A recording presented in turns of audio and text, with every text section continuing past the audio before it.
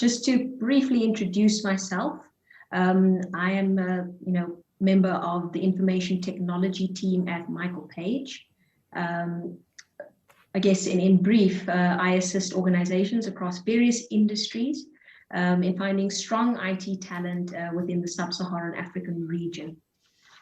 Having had numerous discussions over the past few years with IT industry leaders across financial services, telecommunications, technology, mining, manufacturing, and the FMCG industries, to name a few, the term digital transformation has become, has sort of come up countless times. The meaning and understanding of the term has varied, and it has become quite clear that this term is yet to be truly defined. It has also become apparent that organizations across the sub-Saharan Africa region are at different stages of this digital journey, and as such have different understandings of what its impact is holistically for an organization. This brings me to the purpose of this webinar, which is to shed light on the cultural and organizational impact of digital transformation. In this webinar, we aim to tackle the following areas: the understanding or misunderstanding around digital transformation, how digital transformation projects impact all departments and functions within an organization, the right organization structure for such projects to succeed and drive value, and of course, the importance of change management in achieving the objectives of these projects.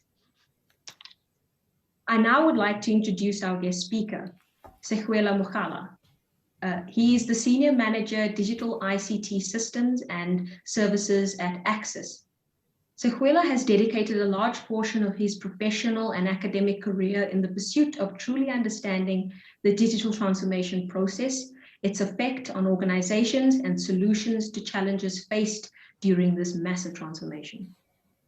Sekhwela is currently undertaking his PhD research, which aims to uncover solutions to some of the issues that sabotage digital transformation projects.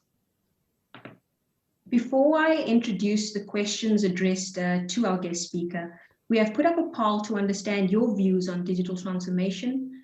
Please select the answers that feel most appropriate for you, and I will share the stats in just a few seconds.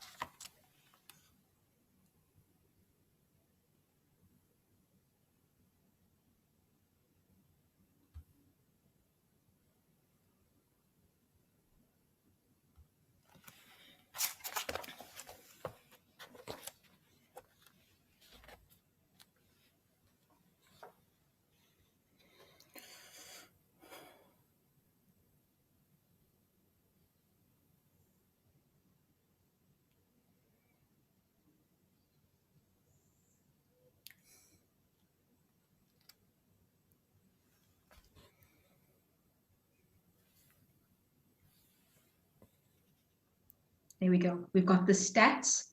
So the question on the poll, in your opinion, what is the biggest driver of digital transformation in an organization? It looks like about 50% said technological advancement, about 41% operational optimization, 36% customer centricity, 5% we don't have a digital transformation strategy, and then nobody said, I don't know. So those are the stats for now. What I'd like to do is just introduce the questions that I have selected to ask Sekhwela around this topic, and I welcome any additional questions as well from you all as the webinar progresses. So please direct your questions to the Q&A box at the bottom, and I'd like to tackle all your questions towards the end of the session and have Sekhwela sort of direct his answers to those questions. Perfect. All right, so heading over to you, Sekhwela, with my initial question. According to your experience, how do you think the business world in South Africa and Sub-Saharan Africa understand the buzzword digital transformation?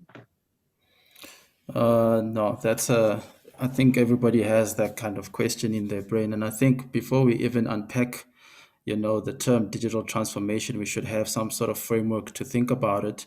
And the reason for this is just the term digital transformation. You wonder, what does it talk about? Is it the digital technology that's transforming, or is it the value in the technology that's transforming? So If you guys can just look at that map, and just for now, let's just focus on the right side, the quadrants there. And I think this is what's important to differentiate or to better understand what's happening in the industry or with technology around us. So in my experience, you have different value propositions in an organization, and I'm gonna propose we keep this at a value level conversation rather than going into services or products, because I think all these things always provide value.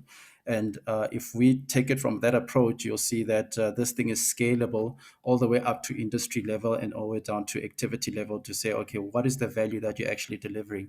So if you look at a value proposition, it's either in its infancy, meaning it's just about to enter a market, or you're just about introducing it to a market, or it's fairly developed, meaning you've been doing this for quite a long time and you figured out quite a lot of things that you need to do to be able to deliver that value. And if we're going to talk about digital or technology and how it operates in an environment, I would like to separate two concepts in the conversation. So the one level is the technology layer, and then the other one is the value layer. Now, why do I differentiate between the two?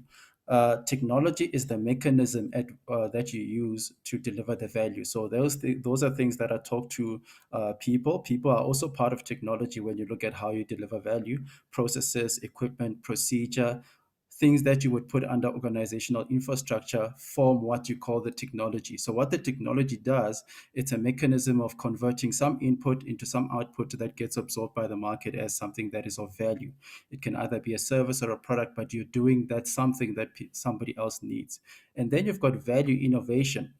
Now, value innovation is the thing that's needed, meaning you still need the service irrespective of the technology that is delivered through. So your processes internally that would form part of your technology innovation, and then changing your value proposition to market completely, meaning I no longer do this, but I do this for you because that's what you need. That's a value innovation. So if you look at that grid, I've separated into four. So at the bottom, you'll see the infancy block, and then naturally, as you progress up over time, as you figure things out, you'll focus more on efficiency. So you'll tend to adopt a approach that looks more at an effective way of doing things, meaning you will structure your work, you'll develop processes, and so on and so forth. So let's call that developed. And on the right hand side, that is a stable environment, meaning there isn't a lot of disruption. These are things that we're always going to need.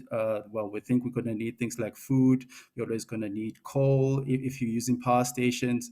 You're always going to need metals and all those kind of things, mineral resources. So let's define those as a market that's stable. And then on the right hand side, it's where I think a lot of disruption is happening, where fundamentally value is being redefined.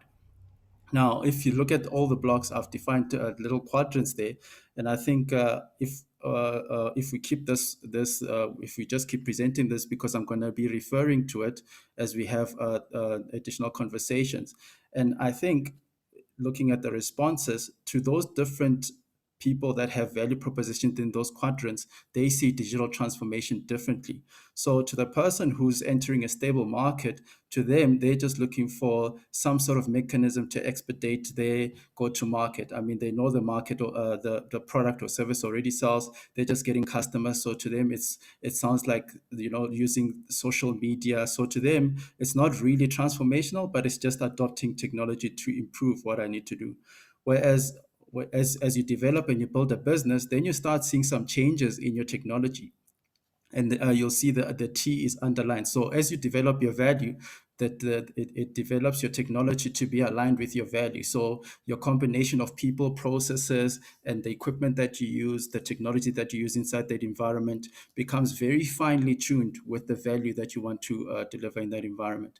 And then when you start detecting some erosion in your value, and you cross over to the other side where you find how do you develop new value propositions when your value is fundamentally being questioned or eroded? And that's where I think where the challenge is, and that's where you start looking at transformational change, meaning Unlike the left-hand side, where it's incremental, you can look at your previous history to predict the future. On the right-hand side, it's a completely different environment. You need a different kind of thinking, and your values is no longer relevant, or you get the sense that I need to change how we think about things, how we do things, even who we are inside an organization. So on the right-hand side, we'll talk about that later. You've got repurposing. So people that have been incumbent in industry, and they're repurposing that technology to be able to redefine new value streams or new revenue streams.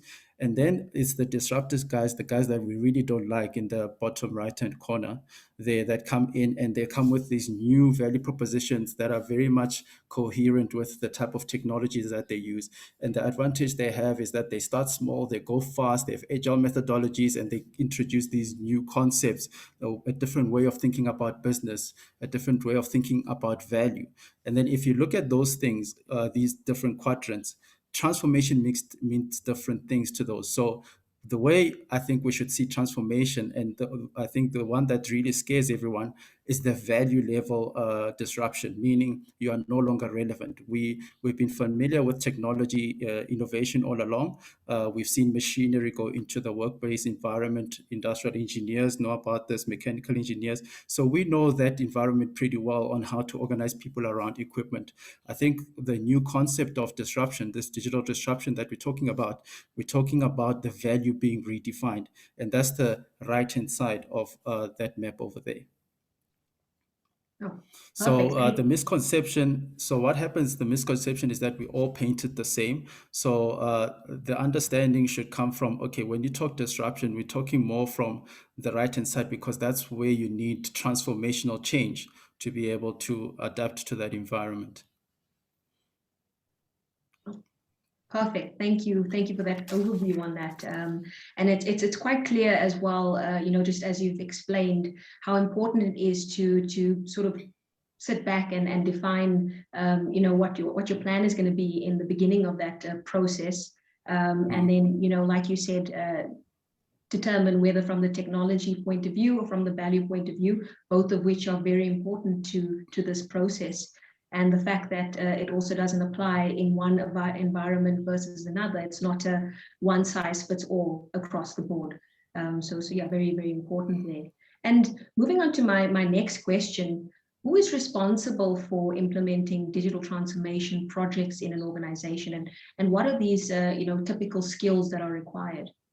And to answer that question, I'll also go back to the map. This is where it's important, because for different teams or the different value propositions at whichever stage of maturity they're at, you'll find that different people are actually responsible for it. So if you're running a startup and you've got new value propositions, everybody is responsible in your team. You're quite flexible, you adopt technologies quite quickly, you're very collaborative. But what happens over time, naturally, as your organization becomes bigger, processes become more defined, you want to protect your assets, there's a lot of governance that starts kicking in, there's a lot of regulation and a compliance that's imposed on you by industry. So naturally, you start having some very rigid structures, so hierarchical structures that make sure that they're protecting the value. So if you look at the right-hand side, because the market is fairly stable, the people who really define the innovation or the technology inside, they are the people that are having a huge market share. They define how the technology develops. It's already defined how you manufacture. We know this. I mean, you don't have to redesign the wheel in those environments. We know how to make certain products. You just have to adopt the technology and its natural progression. The value there defines the technology. So you'll find that the person responsible for whatever technology development is there is probably sitting within large organizations that are within governance structures. So those we're looking at CIOs, CXOs that have overview of what's happening inside the organization, and they drive the decision making there. And they already know the product, they already know the environment. They don't have to really go out of their way to see innovation, because either the product or the vendors, the OEMs themselves, they're improving the products. It's already within a context of a value that's already defined.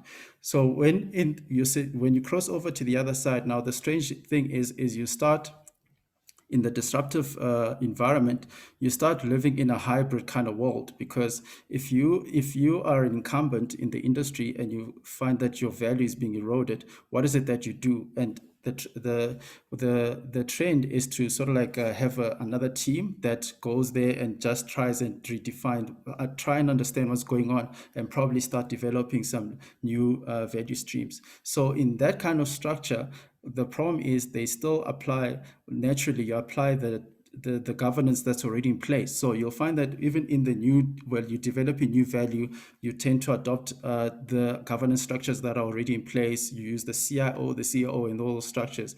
Whereas we see the guys that are coming in that are quite disruptive, they still run it as if it's a startup. So there's this blend where you have to live in between the SD block and the DI block. If you're running in a hybrid world, you have to be cautious of how do you actually govern it, what structures do you use, which people do you use in there. But what we see fundamentally in the industry, where are people that are executing this organizational transformation or digital transformation initiatives are CIOs, because already they've got governance structures in place to ensure that they execute those projects.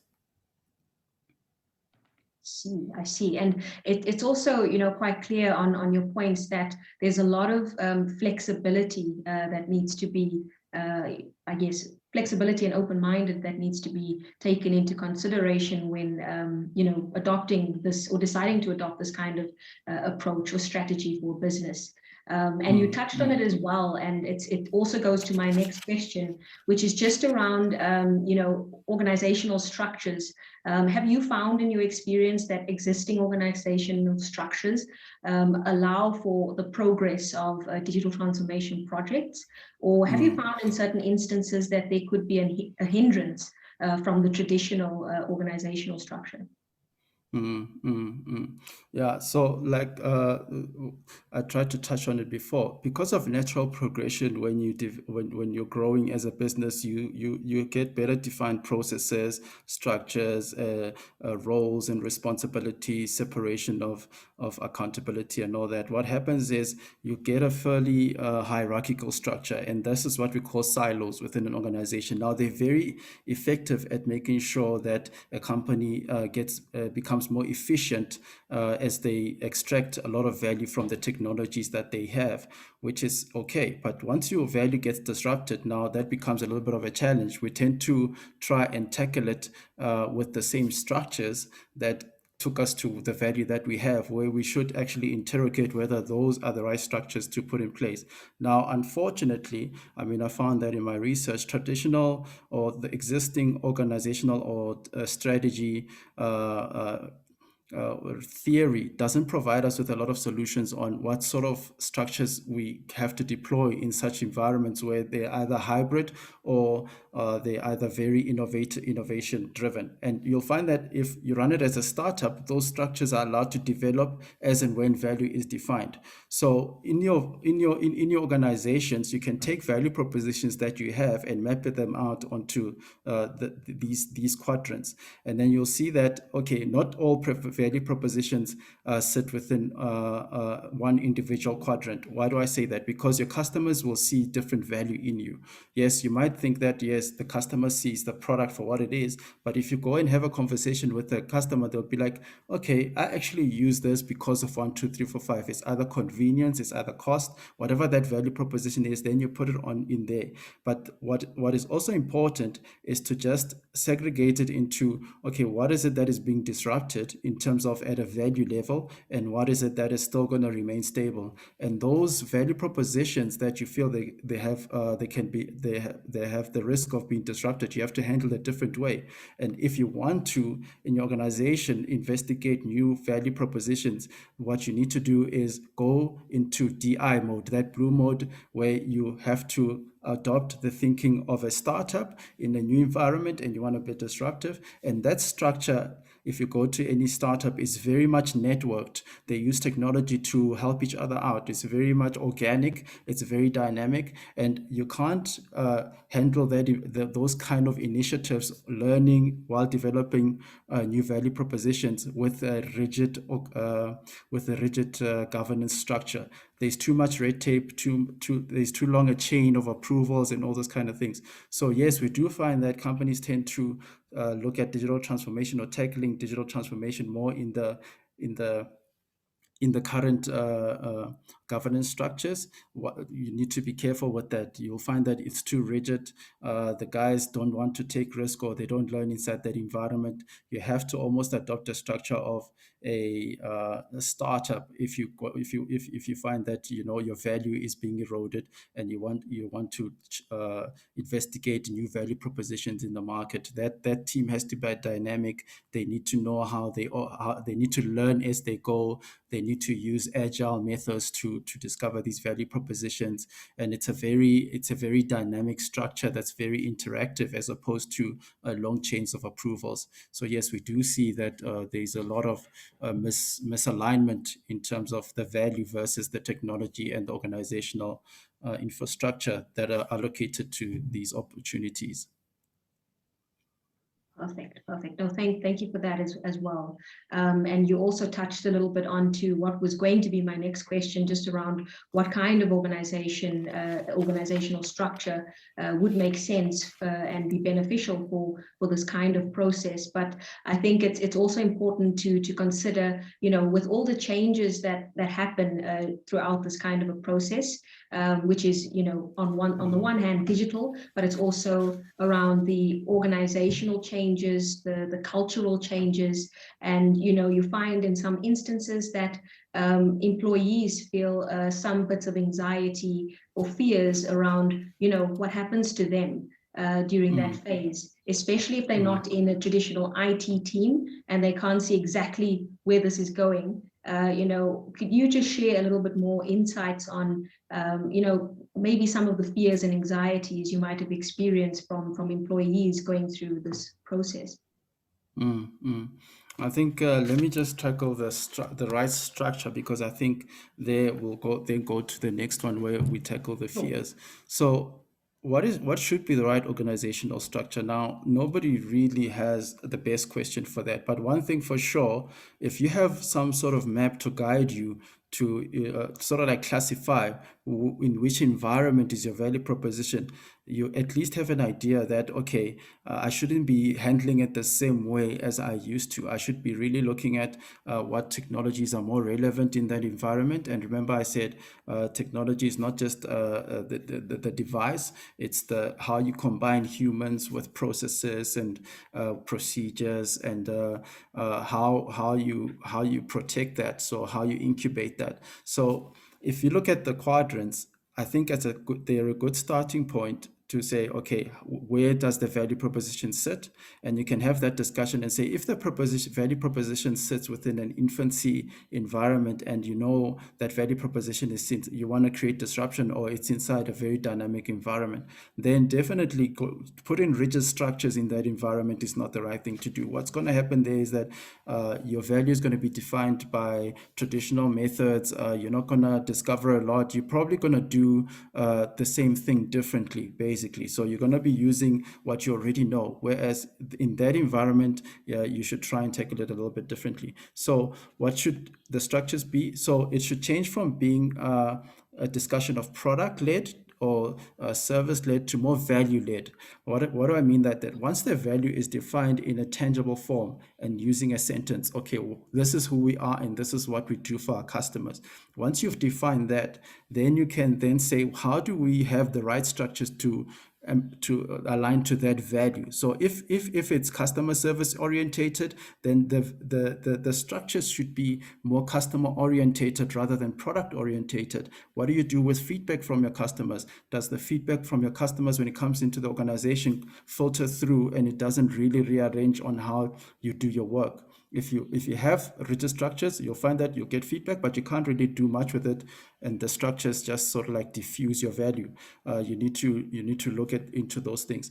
And then if your value is cost, We know how cost structures look like. They're very structured. They look at, they're very hard, meaning they're very mathematical. So you'll always be looking at people that can optimize and all those kind of things. So those structures, you'll find that they're very structured in controlling costs in the organization, and those definitely will lead in, it shouldn't change much because you want to be able to control your costs over time. So those are rigid structures. So I think that's a starting point to just sort of like have a map of where you can put your value, and separating the technology innovation versus the value innovation, and say, okay, what we're dealing with, if you're controlling cost, you're probably going to be tackling technology innovation. So you're going to be reconfiguring your combination between your people and your processes. Whereas if you're looking at value innovation, meaning that now you're saying, oh crap, it doesn't matter what technology we use, our value proposition to market is diluted. It's no longer valuable. Then you have to look at agile methods of redefining the new value. So this is a team that looks different, people that think differently, and the structure as well has to motivate for that. Now, to tackle the fears around this digital transformation, I think the fear comes from two things. One is there is no structured method of engaging in terms of what does it mean for us. And I think, again, the map provides a sort of like a starting point where you can just put dots on it and say, okay, when it comes to this value proposition, I think we're inside a disruptive environment because there's a lot of people acting in there, and there's new ideas, there's a lot of activity happening in there. Therefore, we need to handle it as such. Right now, there's a paintbrush of digital transformation, and it's a scary conversation because it's not unpacked in detail to say, okay, what does it mean to the different value propositions that customers see in us? And I think if you can do that first and map it out, it allows room for engagement in those specific areas, and say, okay, how are we going to tackle these specific areas, rather than just painting a brush across all the problems inside the organization. The other problem, the challenge, the fears that people have, is they don't know how to engage. And the reason for that is the structures that have developed over time, because you're like, okay, can I go talk to my CIO about an issue if I'm just a new employee and I see something is not working? Is because we've, over time, like I said, over progression, the organization becomes more efficient. So in order for you to be efficient, you sort of like have to build these siloed structures. So those siloed structures, unfortunately, over time, what they do is it also it means that people don't know how to interact freely in those environments. So if you see that there's value propositions that you see falling on the right side of that map, you should really relook at creating a culture of openness where people can share and be aware of the structures that you've created over time, or that developed over time, can impact on how freely people can actually communicate about ideas. So I think the fears can be tackled in two things. Is first the structure and how you remunerate ideas. So if they see that, okay, your structures don't really compensate or remunerate or award ideas, remunerate ideas, then of course you're not going to get any ideas coming through. But if you can tackle structure and how you remunerate people, then you can look at the cultural problem into getting more contribution in terms of, okay, how do we engage around digital transformation? Mm-hmm. Yeah, no, perfect. Thank you for the insights on that. I suppose must be quite I guess a little bit of a scary process for everyone in an organization to go through, from the one who is driving the strategy, implementing, driving, and everyone included. Quite a challenging one, I suppose, from the beginning. And I guess what I'm also quite curious about is also your views on change management through this process. What do you place as the importance of change management, and do you think this is a very important skill to have on board when going through this process? So change management is definitely an important thing, especially if you transition in between the different the different quadrants there. So if you look towards the center of that quadrant where you see the SI, the SD, the DD, and the DI, you'll see there that I've got a V. Of course, it's not really clear, but I'm sure if you can just zoom in into the screen. But you can see that I've got a V and a T there. And then I basically in a SI quadrant, I put a V and a dash and a T. So the technology is underlined, meaning the technology is being innovated, but the value remains the same. We're talking about a stable value environment. And then as you progress naturally and you grow, what happens is your value starts defining your technology. So the change management there is very much defined by your value. So we need to understand that change management shouldn't be so stringent that it compromises the value that you propose into your market. It's a risk mechanism. Of course, you have to control change. You need to change manage so that whatever new changes happen, people don't fall off. You don't have a culture developing that hides underlying issues.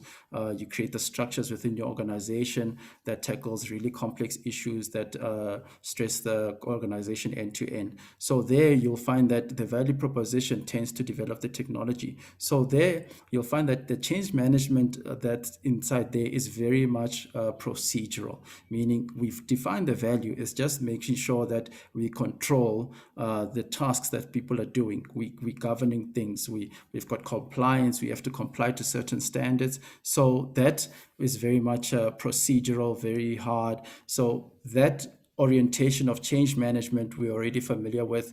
It's what normally people call change management documentation. Where's your process? Where's your procedures? Enterprise architecture. How do these people interact, and how frequently can they have meetings to discuss projects or changes in their environment? So their change management, I think we figured out that the challenge starts when you move into an environment where you suspect that your value is being eroded, is being compromised, or you need to relook at redefining yourself. Now, the change management that happens there is much more complex, because if you take the current technology to redefine your value, so you're trying to repurpose what you have and say, okay, what other value streams can we develop based on the technology that we already have, because you want to squeeze your assets and make sure that you stay relevant while you're seeing that erosion. You want to increase your new revenue streams, so you want to narrow that fish or the cross point. So there the change management is it's critical to manage the change management differently according to the quadrant that you're in. So if you're living in a hybrid world like that, naturally the progression is you have to develop a sort of like an infancy level value proposition if it's new. So what you don't want to do in there is try and tackle a value proposition that's already existing, because you're just doing a thing that already exists in a different way. There's people that are already far ahead on you with that. So say for instance, okay, you're saying, okay, let's take blue ocean. We want to define our new value proposition. Now then within a single organization, you have two structures trying to operate within a single operation, a single organization, and there change management becomes more complex. And I think the two have to be managed differently. Change management can be, or governance can be, an incubator for value, rather than just something that says, okay, we're going to stop you. No, you're not allowed to do this. Long sign off signature process. So it can be a very powerful incubator to say, okay, what have we learned while we were still evolving from infancy in our stable environment to where we are now? How can we apply that to this new environment? And that's where the change management has to happen. It's between this hybrid world that you're living in, to say, okay, the change management here, yes, can remain. There's governance there. There's a way of changing processes there that's very, very, very strict.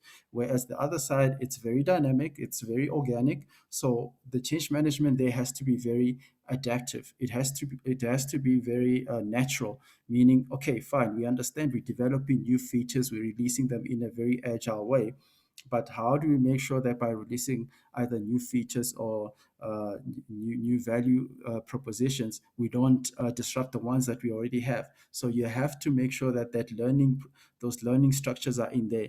So where does this now put change management? I think the one thing that's becoming evident on the right-hand side of the world where it's disruptive. It's a new concept of what we call transformability, organizational transformability. So before we understand how to build an organization to become efficient, we understand how to build structures around that. On the right-hand side, the part that we haven't figured out is how to build structures that are more transformable. And what does that mean? Change is going to come at us at faster paces. Why? Because of all the value. So everybody's doing this, right? All these guys that are infant and in a disruptive environment, they're coming up with new value propositions. Like I said, how do you, in your strategy, accommodate for that? Understanding that change is going to come at you much faster. So you have to have this new concept of transformability that you have to manage proactively. And we've seen that if you don't tackle that with your strategy actually makes your company more rigid. Meaning, the more committed you are to a strategy, actually your company becomes more rigid because it defines the structures. There's people in there that are already committed. So how do you manage that? And that's where I think change management has to come in and say, okay, how do we balance the structures properly? And this is where the map comes in to say, if you begin by mapping out your value propositions onto this thing and say, this value proposition that we're looking at right now, it's still in its infancy and we're trying to be disruptive, then you have to have a mindset of a startup. The change management there is of a startup, meaning you don't have a change manager in a startup. You're hustling, basically. It's what you call hustling. I mean, you guys are getting together, you're doing all sorts of things. The change management would be maybe to separate it so that maybe the company doesn't get affected by the risk across the line, but you know how to, that environment has to operate a certain way in order for it to evolve. The other side, while maintaining the governance that you already have on the other side. So that's where I think the change management is important. And to talk further to this, if we can move to the right of that picture there where it says towards value and technology ecosystems, I think the way we think about technology has to change as well. Change managers have to start thinking differently about how they understand change. Traditionally, technologies have been innovating at a rate at which value is defined. So you gather your technologies around you, people, machinery, equipment, subject to the value that you want to deliver to the market. That world is changing. Of course, it's not changing in every environment. Now we're talking on the right-hand side.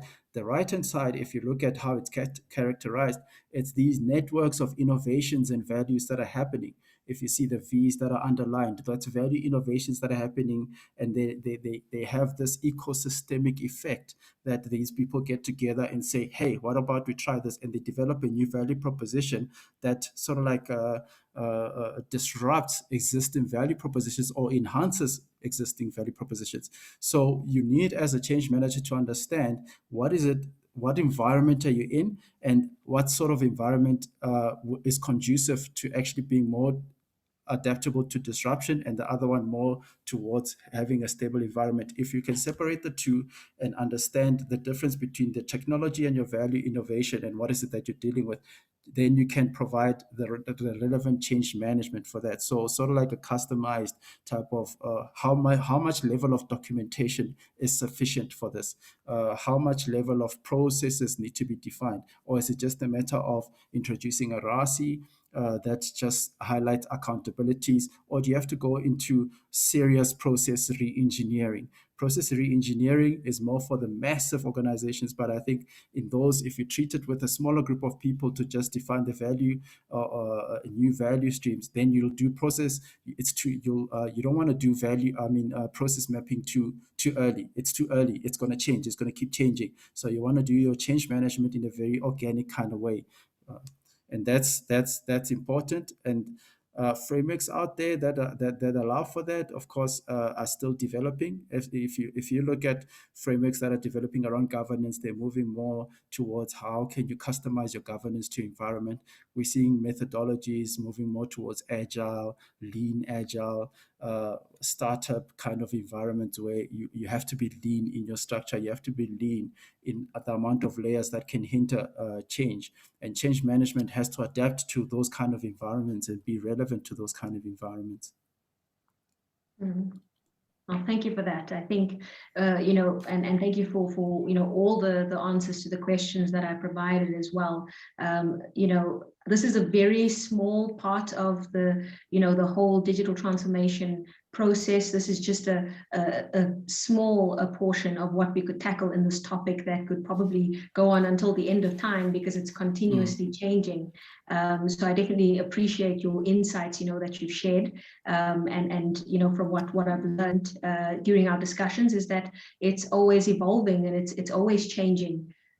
So yeah, everything that you mentioned, very clear and very helpful and insightful as well. Like I mentioned in the beginning of our chat, I wanted to also, have some questions from your side as the audience, because I value, everything that you've mentioned thus far. And I think that there could be some valuable questions from the audience side. So over to the audience, I see a couple of questions that have come in. So one that had come in earlier, I'm just going to read it out. Some of us can remember BlackBerry, which had about 70% of the cell phone market in the early 2000s. By 2010, they had about 5% of the market. Was their failure due to not transforming their technology, or was it their value proposition, or a combination of both?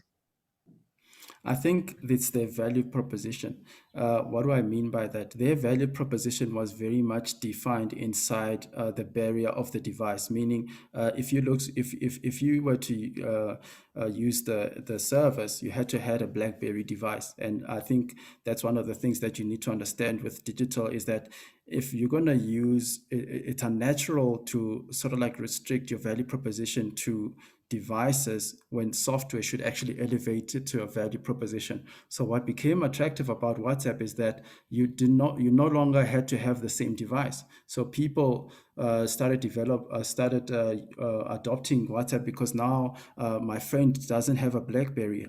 Shucks, how do I use BBM with them? I don't have to use BBM. There's WhatsApp. So you have to think about your value proposition. So there, I think what happened is their value proposition was all good until people started adopting the technology and they weren't listening to what the customer's concerns really were, to say, well, naturally, what do you do about people that don't have BlackBerries? And of course, you can be like, okay, but what I want to do is sell BlackBerries, but it doesn't mean everybody can afford a BlackBerry. And WhatsApp said, you know what, we're going to separate those things.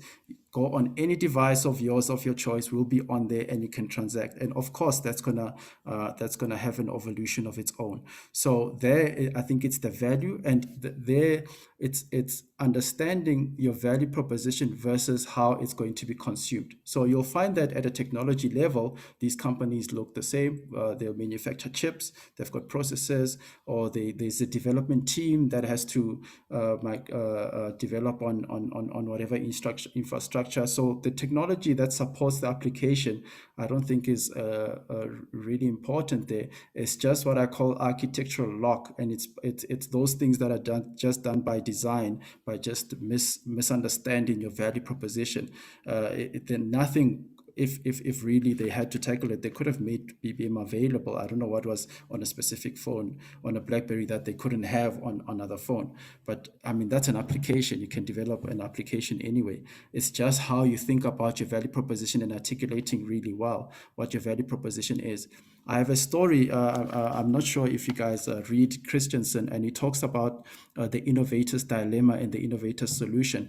The thing to be done is a hard thing, and it's quite a difficult thing to get, because you think, let's say you're selling ice cream, your value proposition is selling ice cream, and this is an important conversation to have with your customers. Your customer could say, no, the ice cream actually shuts up my child. I need a mechanism to shut up my child while I'm in the mall. So if you innovate inside the concept that I'm going to make better ice creams, you will think, okay, what if I could change this and that and add more flavors? Whereas you miss the point that actually how long the ice cream remains unmelted is actually a value proposition to your customer, because for as long as the child has the ice cream in their mouth, the value proposition is, I want to shut up my child while I'm in a mall. So I think it's understanding the depth of your value proposition that you need to get right, and understanding how customers want to consume it. Don't create barriers where it's unnatural for a customer to consume it. And that's why I said that map, you can escalate it or zoom out to industry level to try and restrict a value proposition because of something that's physical. People naturally don't like doing that. They want to have the flexibility to, it doesn't matter, I don't want to be locked to a device. Devices get stolen. I want to be able to still consume the service even if I get a new device. So think about those dynamics inside your value proposition. True, certainly true. And just another question that popped up now as well is, how much of digital transformation do you see happening as a result of the pandemic, which is an absolute disaster in itself because of poor execution or done for all the wrong reasons with the right intent, of course. To answer that question again, I'm gonna suggest we go back to the map to say, when you say digital transformation, what are you talking about? Okay, are we talking about the adoption of technology? Of course, we know that we have more collaborative technologies, but it hasn't really redefined the value as such. Meaning, companies still what they're struggling with is they're struggling with doing what they need to do within the technology that they already have. Meaning, the configuration of the technology is wrong. So there, I think the innovation is not happening fast enough to be able to match your value with your technology under a certain context, meaning under a certain environment. So what COVID did is just said, okay, boom, you guys can't be in the same room together. So what do you do then? Okay, if your environment requires people to be in the same room, you can have different technologies in there, like masks, like for instance, you can have PPE equipment that can do that, or where you really don't need to have people in the same room, you've got Teams and Zooms where they can interact. So I think what it did, it really led us to question the technologies that we use to say, is it really necessary for this person to be in the office, or can they work from home? Or is it really necessary for us to have the kind of processes that we have that are very much constrained to people being together in an office? And then there's the other innovation that's happening because of taking advantage of the situation, and that's where your value gets questioned or eroded, meaning because of the context of the economy, people no longer need certain things, meaning we either going back to basics, saying, okay, I know I don't need this, I don't need this, I don't need this. So if things are okay, people tend to get things that are more outside being needed, but more like luxuries. But once things go back to basics, people tend to go down that and say, okay, I think I need food. I think I need this. I need my job. I need to pay bills. And companies do the same thing. They will also narrow it down. I think we need to go back to our core value propositions. Maybe we don't need that. We need to outsource this and all those kind of things. So there, we need to just be careful to think that is digital transformation, where it's just us reacting to an environment. Whereas digital transformation happens regardless of the pandemic or not. The people that are driving it are these people that are developing new technologies that no longer make certain skill irrelevant. Like somebody building an engine, something that can produce an engine through 3D printing. You will no longer need a manufacturing plant to do that. Though that's the scary stuff where you're like, holy crap, I've got so much infrastructure at producing, manufacturing this thing. 3D printing is coming up. Maybe even electric cars are coming up, and I'm manufacturing combustion engines. So you have to start having those value conversations and say, is there an aesthetic value to a combustion car, or does the aesthetic value get eroded as and when we've got global warming and all those kind of things? So naturally, what will happen is that those forces are interconnected, and then we'll respond to them. And technology is a mechanism for us to adapt to them. And new values are redefined in those environments as they get stressed, because you go back to what you stop going from conversations where it's product to going to what is actually your value in the room. What is it that you're providing us? Why do I need you in the room in the context of what's happening around us? And a question that followed that's also to that point is there a difference between digital transformation and technology? For example, some 24 months ago, Skype was popular. However, due to a better value proposition through technology and digitization, the likes of Zoom and Google Meets have become more popular. Mm, mm, mm. No, definitely. There is a difference between digital and technology. If you look at technology from a higher perspective, it's the wave of manufacturing input into output. So technology does something. So it's a mechanism of doing something. So I no longer have to go knocking on the street anymore. I can just go on a social platform and get sentiments around my product. So technology has really equipped us there. The technology innovation happens to be digital, meaning there's a chip inside the technology that you're using. There's if you go online, you need a computer and so on and so forth. So yes, there's a correlation that these technologies that help us to interact with each other, they have a motherboard, they have a chip, they go online, they have you need to be on the internet. So that's the digital element of it. The technological side of it is changing the way we do things, changing the way we convert input into outputs, raw materials into products, hours into services. So it's been very helpful in making sure we're more efficient at doing that. So the two will definitely interact with each other. The risk of it is if we look too much at the technical development without the value, we'll find ourselves just having a lot of technological innovation without really leveraging the technological innovation, meaning we're basically still doing the same things when the technology actually opens opportunities to different value propositions that we could design. So one thing that needs to happen is to look at the technology that's available even within the organization and say, what is it that we can do differently? Wait, what does it open the opportunities for us to do? So you've got API integrations happening out there that allow you to tap into a capability within an organization. It doesn't have to be end to end. You can just tap into either the marketing team if you got very good at that, or just vetting a customer. So you'll find that outsourcing is not going to be to an organization, but to an API, for instance. So the technology will do that. But is it the question then becomes, do we still need to vet people if there's certain other technologies that do that for us? For instance, I think the two conversations need to work hand in hand to define, okay, what is the technological innovation I get? We're finding better ways of producing things and we don't longer have to do the same way. But then what are the different values or value ecosystems we can build because now we have the technology? And I think where we're lagging behind is the value conversation. The technology is way ahead. These phones can do a lot of things. Developers can do amazing things. Software can do amazing things. But what's still very rigid is our organizational structures and how we see value, new value propositions within our organizational structures. So you'll find that we're not really changing what we do, but we're changing what we use to do the same thing. Okay, no, good point to that. And a question that came in as well, which I think is one that's also popped up in my head a few times, is what or how is digital transformation different from automation or technology in general? So transformation, you get transformation when there's a disruption.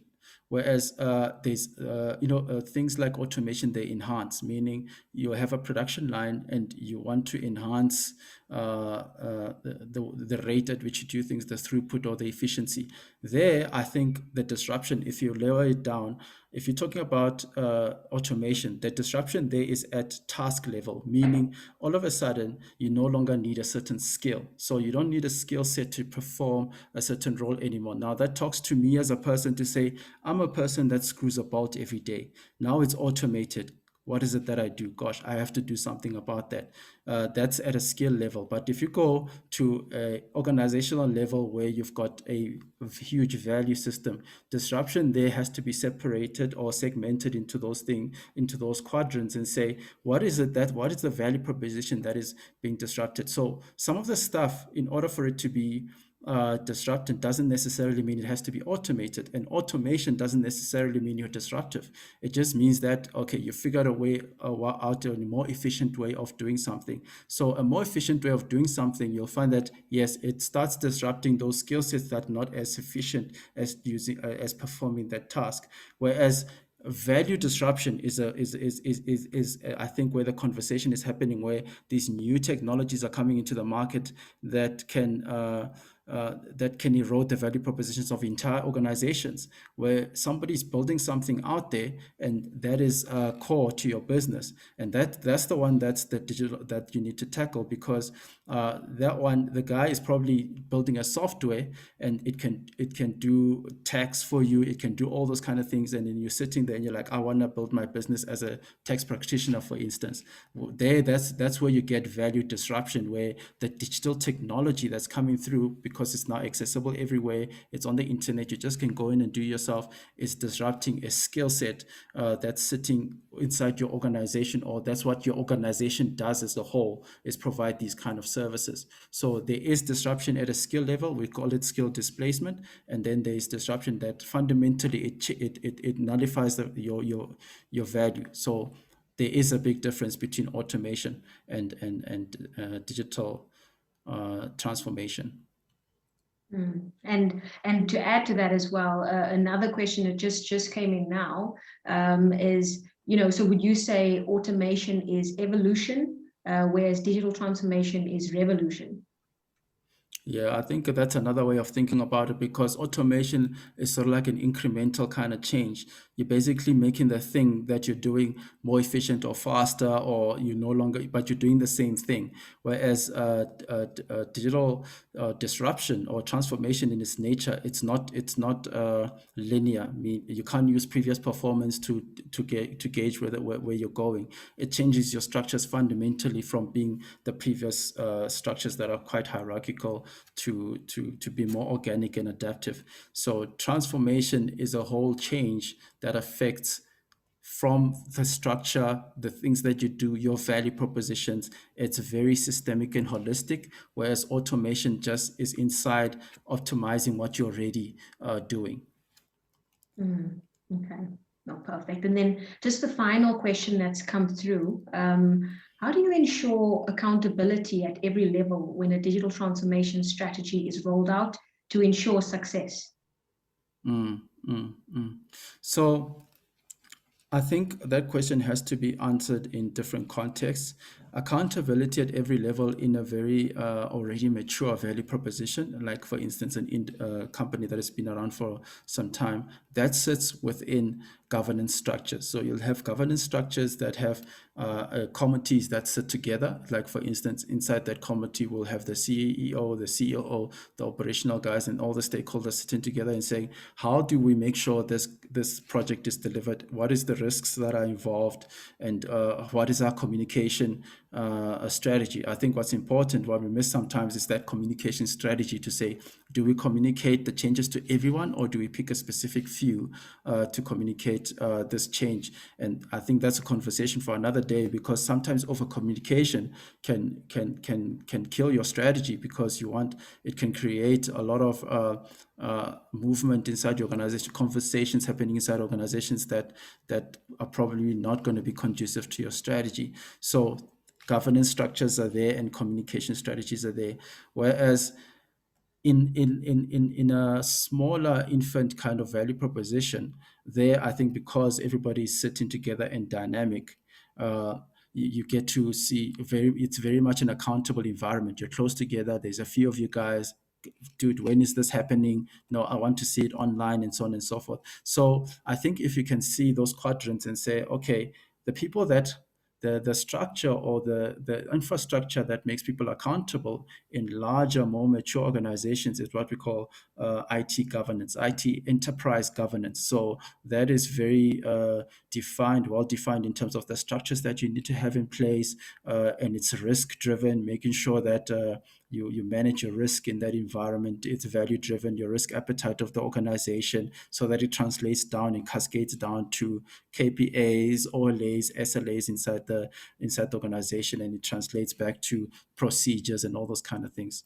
of course, we sometimes that's not really done very well, but there are frameworks to deal with that. Enterprise architecture frameworks and ITIL and all those kind of frameworks deal with those kind of things. Whereas in the very agile, very small team kind of startup environment, you hold everybody accountable. You cannot be there and be holding the company behind. And those kind of structures don't tolerate somebody just not being accountable, because you start feeling it in your cash flow. Your guys are too small. You have to learn fast and all those kind of things. So you make sure that the interconnectedness holds everybody accountable, and it's easier because it's small. It's a small group of you guys. So I think those ones need to be separated. Here you've got enterprise governance. Here it's the collaborative tools that you have, just ensuring that everybody else is informed. You've got agile methods, Kanban methods. You use teams in an effective way, collaborative tools in an effective way. Perfect.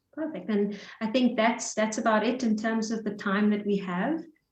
Thank you again, Sekhwela, for sharing your insights and knowledge, on this topic. Although it's a small portion of the topic to sort of, I guess, just shed light on those areas. This could, like I said earlier, go on until the end of time, because it's continuously, progressing. But that's what we thought was important to share for today. And then to that as well, I thank you all as well for joining the webinar, and hope it will prove fruitful to you, irrespective of which part of the journey you are, which stage. And yeah, we'd also like to offer, that you share some additional questions if you do have any. Our contact details are on the screen if you have any questions to ask directly. I'd also like to, share the recording, which will be offered on our website. In addition to that, I will share just the link to our 2021 Salary and Hiring Insights Guide for South Africa for your interest. And once again, thank you all, and I wish you all the best for the year ahead.